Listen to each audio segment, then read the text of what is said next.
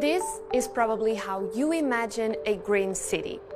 Tower blocks surrounded by plants, rooftop gardens, tree-lined streets. But for most Europeans, that's not the reality.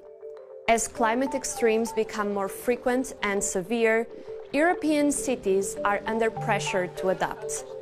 The European Union has set a clear target. No city should lose green space or tree cover by 2030. And from 2031 onwards, urban green space should be expanded until it meets satisfactory levels. However, greening a city is not just about planting more trees, because if done wrong, it can lead to new problems. So, how do you green a city the right way?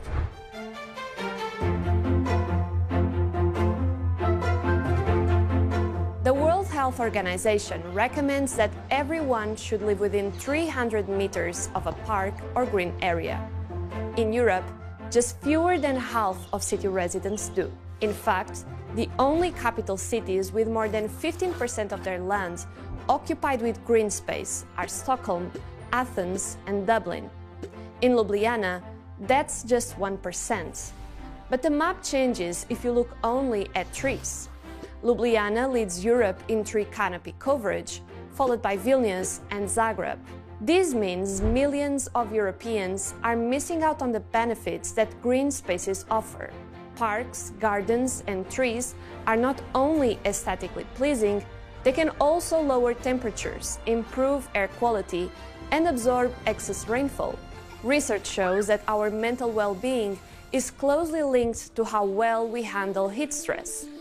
However, if not well planned, in certain situations, vegetation can have the opposite effect. In some cases, in function of the geometry of the streets and how the city is planned, some streets can increase the level of air pollution because trees and their dense canopies, they can trap air pollution, especially if it's a street where a lot of motorized transport is passing by, because it traps the atmospheric layer, it reduces the wind speed. So very locally you can have increased levels of air pollution. And there's something similar happening with heat stress. That's why, for the Swedish researcher Jenny Linden, urban planners need to look beyond parks and trees. If you only look for trees, you're very limited in what you can put in the city outside of parks. Then it's just a few places where there's actually room for trees. But green walls, they provide cooling for the building, reduces the energy need for cooling inside the building. Same for green roofs. And although they don't have the same benefits as trees, they do increase the total leaf area, so they increase how much pollutants are removed from the air as they get stuck on the leaves instead of exposed to us.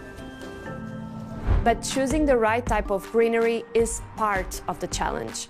When it comes to tree planting, researchers say it shouldn't be about how many trees are planted, but which ones and where exactly. Without proper guidance, we could be planting the wrong species in the wrong places. Cities that planted just one species learned this the hard way. The main focus should be site-specific tree selection, like they need to tolerate the site today and tomorrow. But we have a big issue in Europe that we have a very limited diversity of trees. And Amsterdam and Malmö have an experience when you lose a lot of trees. They did it because they have planted a lot of elms. And then the Dutch elm disease came, and there are areas in Amsterdam and Malmö that lost all the trees. They have to start all over again. This is very fragile because if this overused species get hit by a disease or a pest and you lose a large amount of trees, you also lose all these benefits and ecosystem services. Most researchers agree. If Europe does not get urban greening right, many cities could become unlivable. The challenge is making sure the vegetation we plant today will still be healthy decades from now.